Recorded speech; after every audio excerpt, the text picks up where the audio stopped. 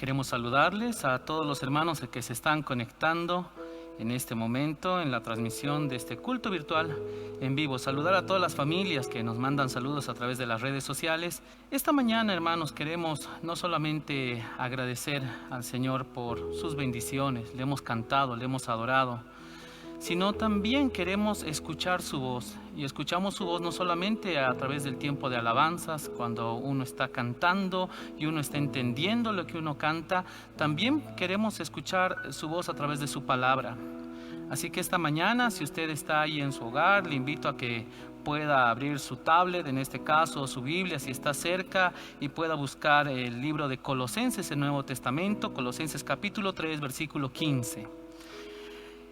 Vamos a leer este versículo antes de compartir y vamos a orar para hacerlo. Colosenses capítulo 3, versículo 15, dice de esta manera: la palabra del Señor. Y la paz de Dios gobierne en vuestros corazones, a la que asimismo fuisteis llamados en un solo cuerpo, y sed agradecidos. Vamos a orar. Señor, esta mañana nos acercamos delante de ti en diferentes lugares, Señor. Sabemos que hay familias en este momento que están reunidas en la casa, Señor.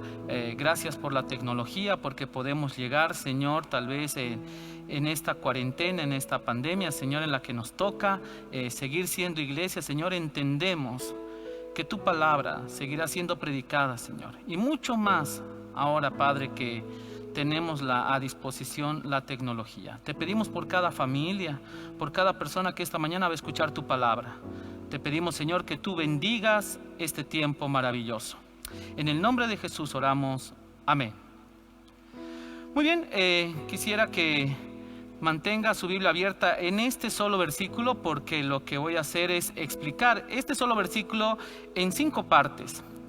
¿De qué estamos hablando? ¿De lo que vamos a hablar esta mañana? Vamos a hablar acerca del cristiano y la paz de Dios.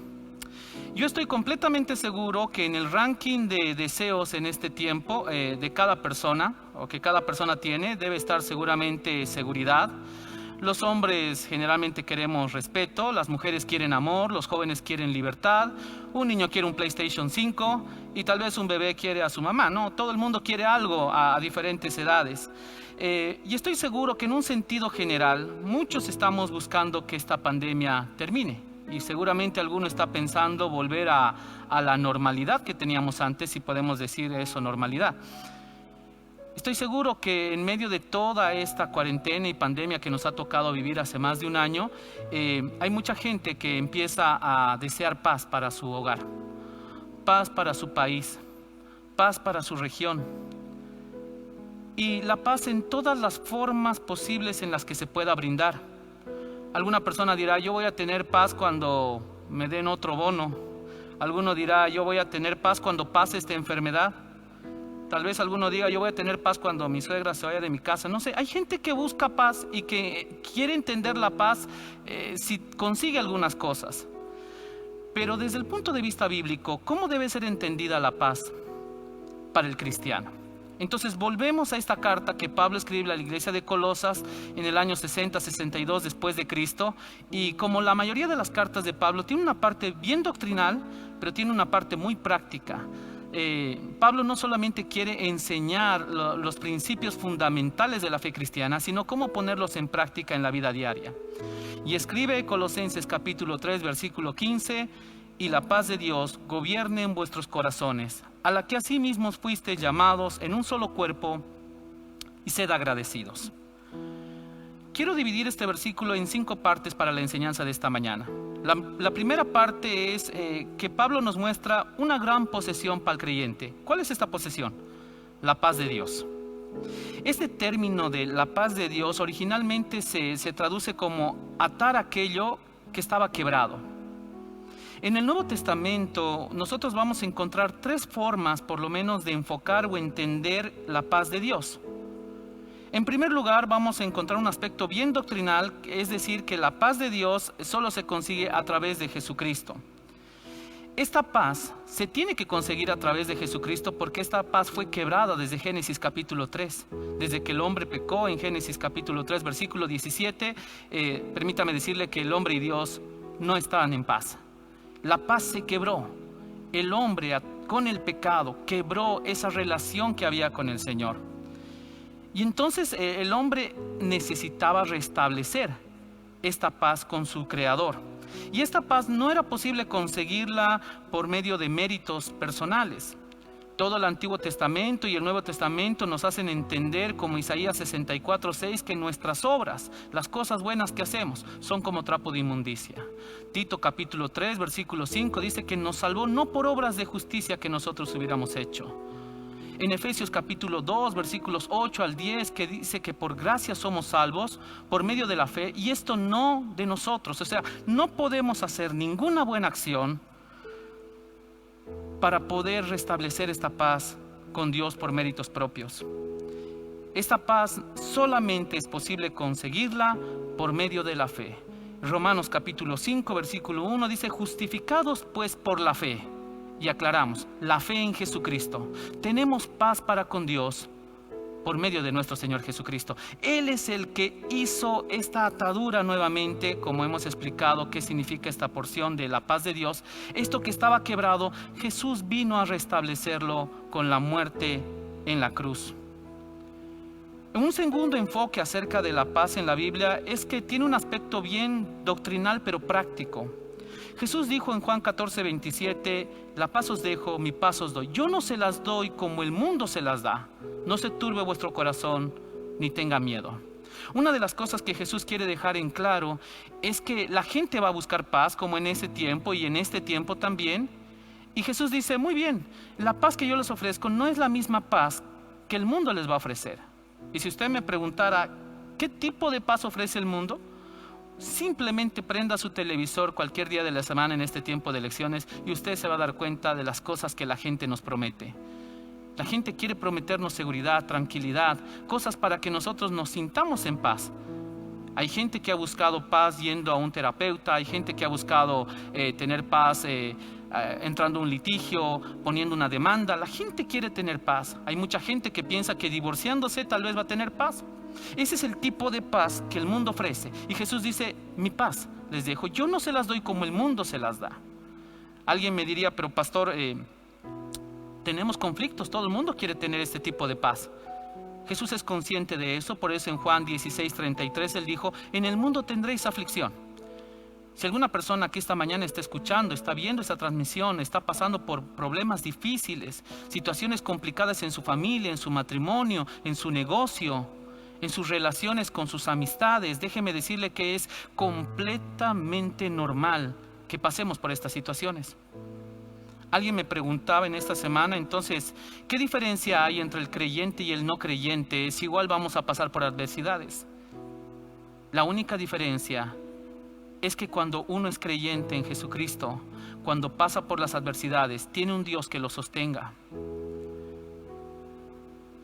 Jesús fue claro y Él dijo, en el mundo van a tener aflicción, pero confíen, yo he vencido al mundo.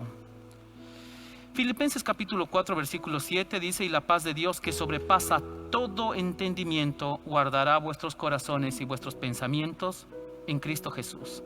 Ese es el tipo de paz con el cual nosotros vivimos. Un tercer enfoque acerca de la paz de Dios en la Biblia es un enfoque bien práctico eclesial.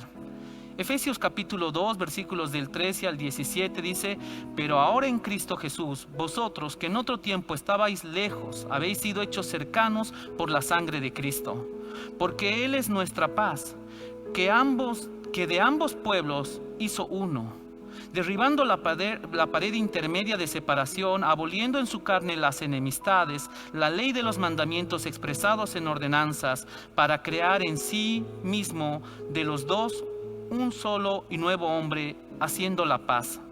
Y mediante la cruz reconciliar con Dios a ambos en un solo cuerpo, matando en ella las enemistades. Y vino y anunció las buenas nuevas de paz a vosotros que estabais lejos y a los que estaban cerca. Lo que está diciendo Pablo en la carta a los Efesios es, ya no debe haber esa rivalidad en el cuerpo de Cristo, que en ese tiempo era muy normal, de que los gentiles y las colonias judías pues tenían cierta rivalidad, porque el evangelio era para toda criatura.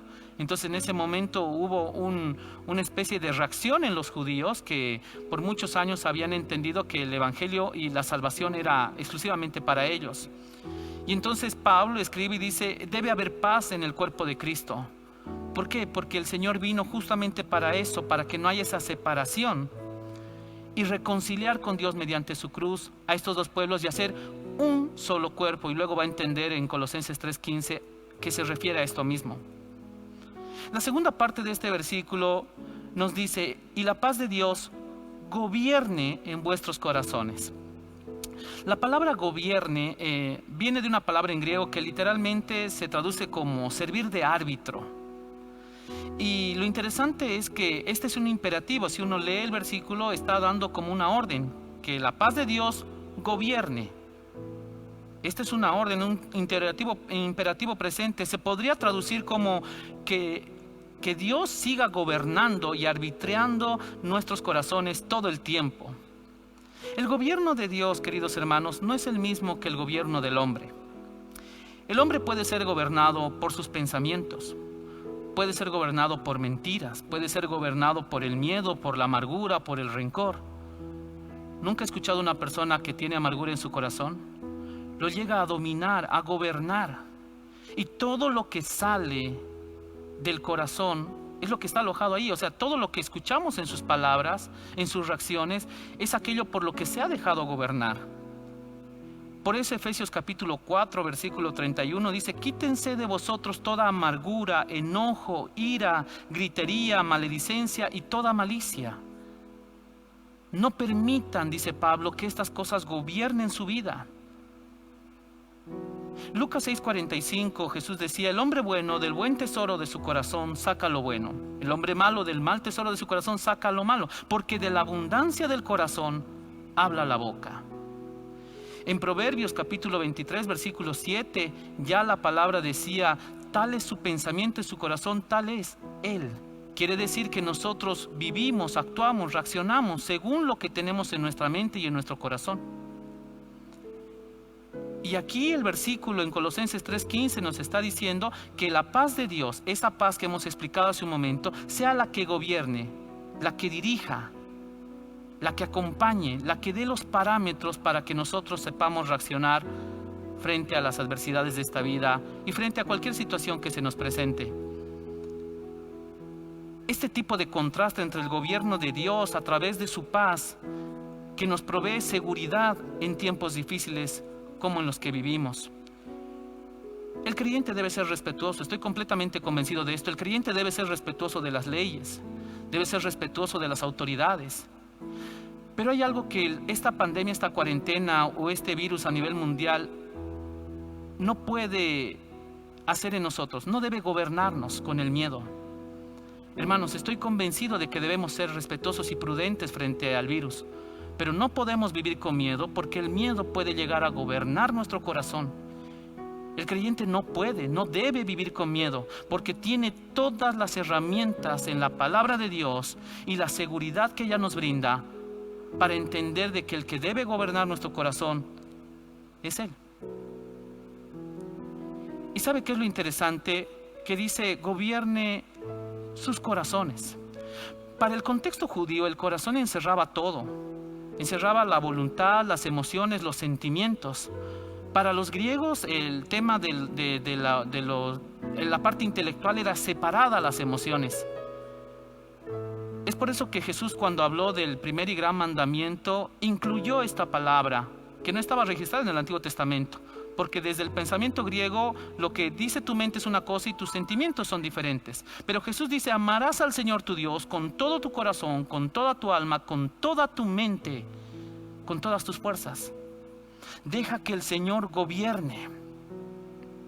¿Por qué puede Él darse esa atribución de gobernar en paz? Escuchen Mateo 11, 28 al 30. Dice, venid a mí todos los que estáis trabajados y cargados. Yo estoy seguro que ahí muchos estaría levantando la mano, está hablando para mí. Y yo os haré descansar. Llevad mi yugo sobre vosotros y aprended de mí que soy manso y humilde de corazón, y hallaréis descanso para vuestras almas, porque mi yugo es fácil y ligera mi carga. Jesús está cargando todo lo que nosotros muchas veces queremos cargar en la vida, aquello que nos quita la paz. Él quiere gobernar porque Él dice, mi yugo es fácil, ligera mi carga.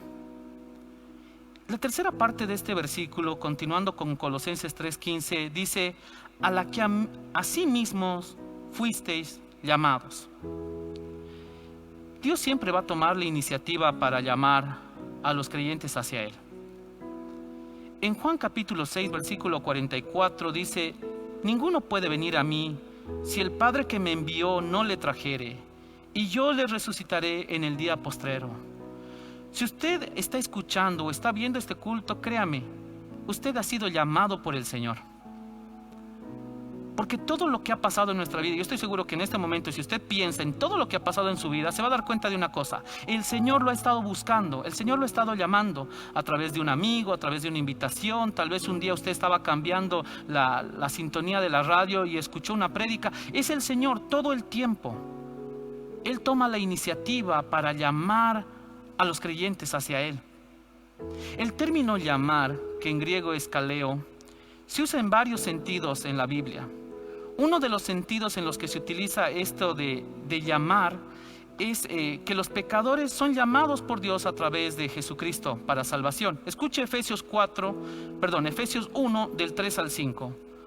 Bendito sea el Dios y Padre de nuestro Señor Jesucristo, que nos bendijo con toda bendición espiritual en los lugares celestiales en Cristo, según nos escogió en Él antes de la fundación del mundo, para que fuésemos santos y sin mancha delante de Él, en amor, habiéndonos predestinado para ser adoptados hijos suyos por medio de Jesucristo, según el puro afecto de su voluntad. Hemos sido llamados, hemos sido escogidos. Y si usted se pregunta cómo es que el Señor me miró, yo que he sido tan pecador y yo que le he ofendido de tantas maneras, la Biblia dice, por el puro afecto de su voluntad, es su misericordia, es su gracia. El segundo enfoque de esta palabra llamar es que los pecadores invocan o llaman el nombre del Señor para ser salvos. Romanos capítulo 10, versículos del 9 al 13 dice que si confesares con tu boca que Jesús es el Señor y creyeres en tu corazón que Dios le levantó de los muertos, serás salvo. Porque con el corazón se cree para justicia, pero con la boca se confiesa para salvación. Pues la Escritura dice, todo aquel que en Él creyere no será avergonzado, porque no hay diferencia entre judío y griego, pues el mismo que es el Señor de todos, es rico para con todos los que le invocan. Ahí viene esa palabra. Porque todo aquel que invocare el nombre del Señor será salvo. El tercer enfoque de esta palabra, invocar o llamar, es que el creyente, escúcheme bien, el creyente es llamado a servir y a vivir una vida que refleje a Cristo. En Efesios capítulo 4, versículo 1, Pablo dice, yo pues, preso en el Señor, os ruego que andéis como es digno de la vocación con que fuisteis llamados. O sea, ustedes han sido llamados, hermanos, no solamente para creer en el Señor, sino han sido llamados para que se comporten como es digno de este llamado. En Filipenses capítulo 1, versículo 27, Pablo dice, solamente que os comportéis como es digno del Evangelio de Cristo, para que ya sea que yo vaya a verlos o que esté ausente, escuche de ustedes que se están comportando firmes en un mismo espíritu, combatiendo unánimes por la fe del Evangelio. Y en la misma carta a los Colosenses, en el capítulo 1, versículo 10, Pablo escribió y dijo, para que andéis como es digno del Señor, agradándole en todo, llevando fruto en toda buena obra. La pregunta es, hermano, ¿usted ha sido llamado para vivir de una manera digna? ¿Estamos reflejando con nuestra vida este llamado? Y el cuarto enfoque de esta palabra llamado es que los creyentes han sido llamados a obra de ministerio. Esto no es para cualquiera. Hemos dicho que esto empieza como el llamado para el no creyente a través de Jesucristo. Luego el llamado para vivir vidas que reflejen el Evangelio. Y también podemos hablar de ese llamado para servir en el ministerio. Primera de Corintios capítulo 12, versículos del 4 al 7 dice: ahora bien, hay diversidad de dones, pero el Espíritu es el mismo.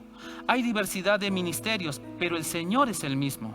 Hay diversidad de operaciones, pero Dios, que hace todas las cosas en todos, es el mismo. Pero a cada uno le es dada la manifestación del Espíritu para provecho.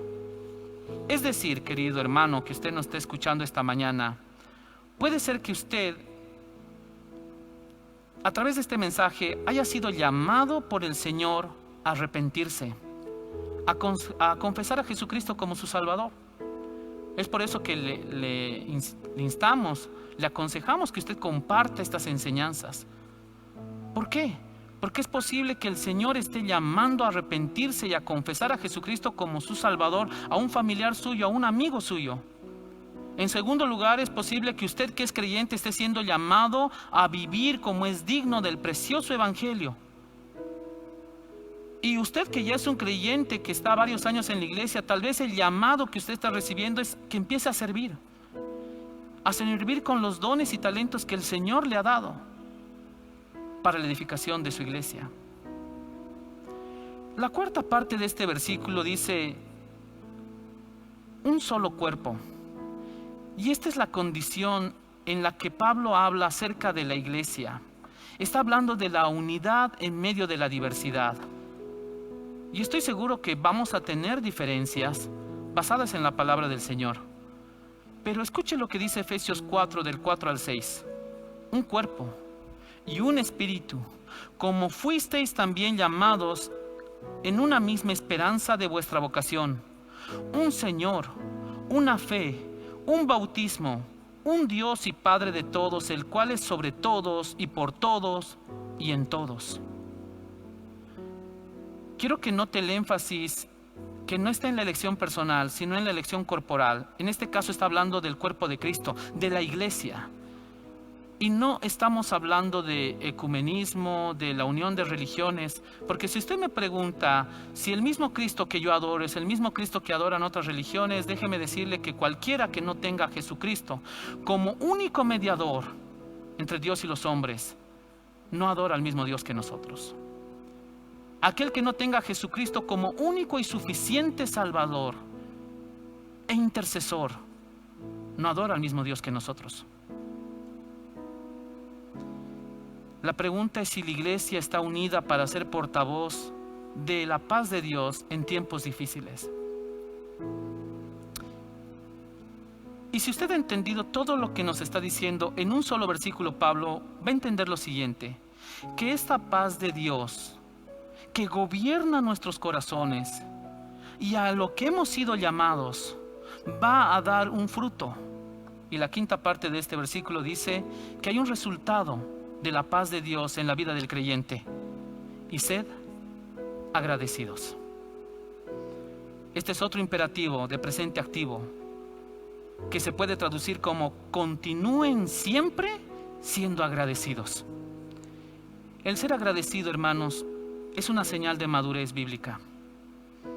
Es una señal de madurez cristiana, de una vida llena del Espíritu Santo. Cuando alguien me habla de la llenura del Espíritu Santo, es el mismo concepto que Pablo utiliza en Colosenses, el mismo concepto que utiliza en Efesios 5:18. No os embriaguéis con vino, en lo cual hay disolución, antes bien sed llenos del Espíritu. Solamente este versículo está explicando: o bien te dejas dominar por cosas mundanas, como en ese caso el vino, porque el vino para muchas culturas era un espíritu que poseía y que controlaba a las personas. Y Pablo hace el contraste diciendo: sean llenos del Espíritu Santo. Dejan que el Espíritu Santo llene, gobierne, controle su vida. Y si esto es así, el resultado de esa vida, ¿sabe cuál va a ser? Gratitud. El creyente vive agradecido. Tiene que vivir agradecido. En Efesios capítulo 5, versículo 20 dice: dando siempre gracias a Dios por todo, a Dios y Padre, en el nombre de nuestro Señor Jesucristo. Primera Tesalonicenses 5:18 dice: dad gracias en todo, porque esta es la voluntad de Dios para con vosotros en Cristo Jesús. Ser agradecidos es una manera de mirar el mundo bíblicamente, que Dios está con nosotros en medio de la dificultad, en medio de la adversidad. Él está en control. Y si usted me preguntara, ¿por qué debo ser agradecido si es que he perdido el trabajo? ¿Por qué tengo que estar agradecido si es que económicamente no nos está yendo bien? Déjeme decirle que simplemente con el hecho de despertar cada día, respirar, el poder ver tus manos, tus pies, lo que el Señor te dio, es un motivo de gratitud.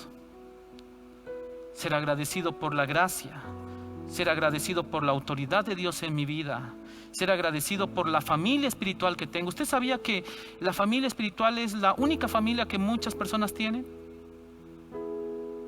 Que anhelan volver a reunirse de forma presencial, porque tal vez no tienen parientes que sean creyentes. Por eso es que debemos ser agradecidos. Tenemos una familia grande en Cristo Jesús.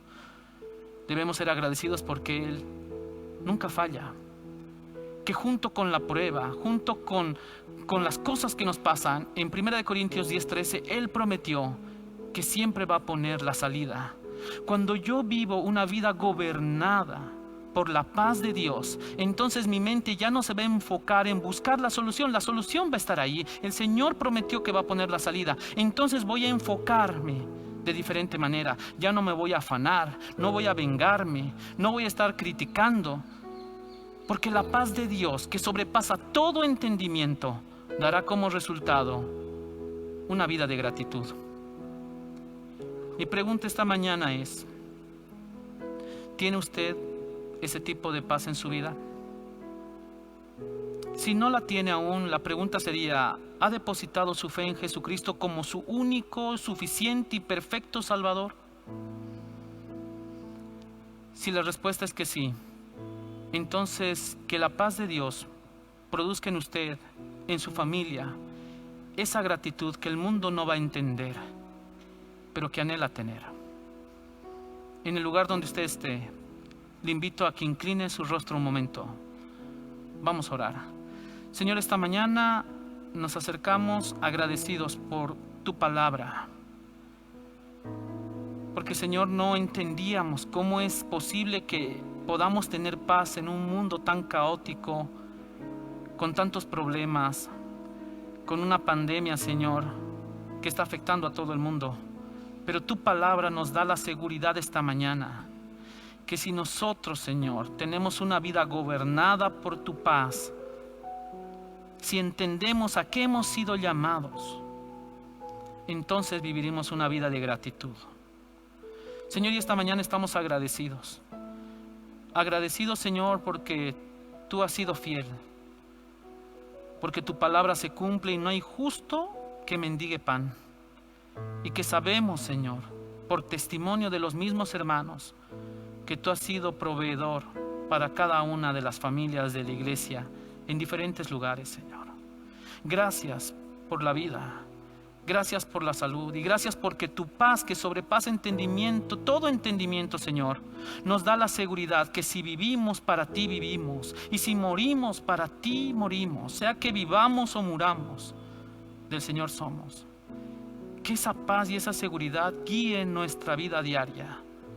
Que empecemos a enfocarnos, Señor, en lo que tú tienes para nosotros. Tu voluntad es buena, agradable y perfecta. Gracias por la paz de Dios que gobierna nuestros corazones. En el nombre de Jesús oramos. Amén y amén.